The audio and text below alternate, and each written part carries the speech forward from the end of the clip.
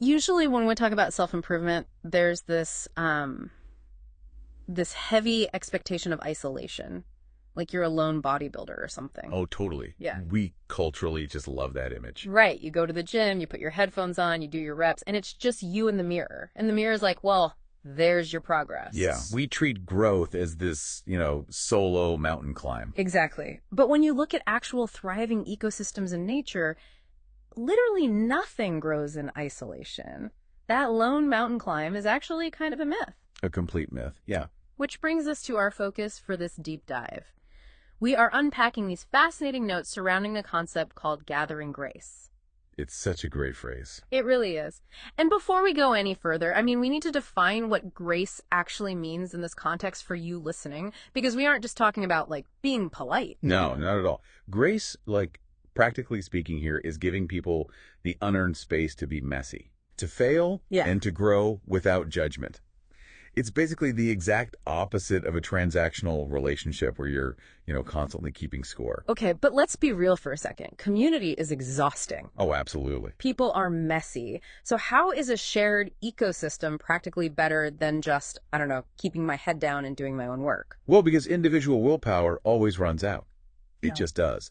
If you look at the foundational texts for this concept, like the Message translation of Philippians. Oh, right. The part about a generous common life. Exactly.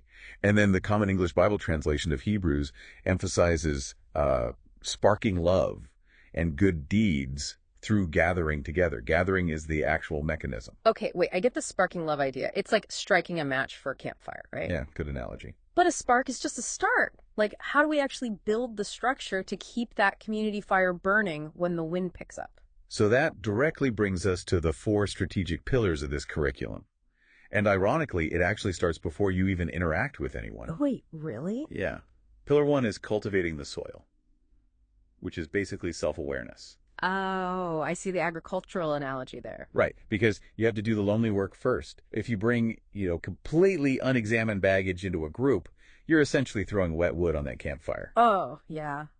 Wet wood just kills the spark. So you're saying personal growth is the absolute prerequisite to community growth? Yes, exactly. You have to prepare your own ground before you can properly support anyone else. Okay, so what happens after we cultivate our soil? Then you move to pillar 2, which is the art of invitation. This is where you intentionally break isolation to create what they call brave spaces. Brave spaces. Yeah, spaces where grace is the primary language spoken.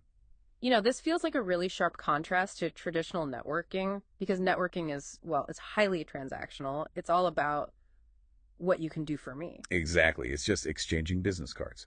But creating a brave space is about giving without that immediate expectation of return, which leads right into pillar 3, shared resilience. Okay, shared resilience, meaning what exactly? Meaning you decentralize your stress.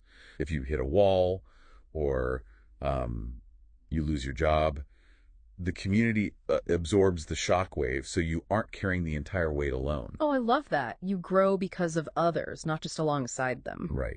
And then finally, pillar 4 is the collective harvest. Which is where you actually see the results. Yes. You're celebrating tangible, observable changes in the people around you, not just staring at your own Jimmy progress anymore. So how do you actually put this into practice? Because the notes mentioned a few really cool tools to bring this to life. Yeah, so one of the most effective tools is keeping a grace and growth journal. Which sounds like tracking the intangible. It is, yeah. Specifically, there's a prompt asking you to write down who extended grace to you recently and, how it changed your perspective. So by forcing yourself to articulate it on paper, you're training your brain to actually recognize that shared resilience. Exactly, instead of just taking it for granted. There was also another practical step in the notes, intentional inhabitation. Oh, yeah. That one is huge. Basically just being fully geographically present in the spaces where we live and work, right? Yeah.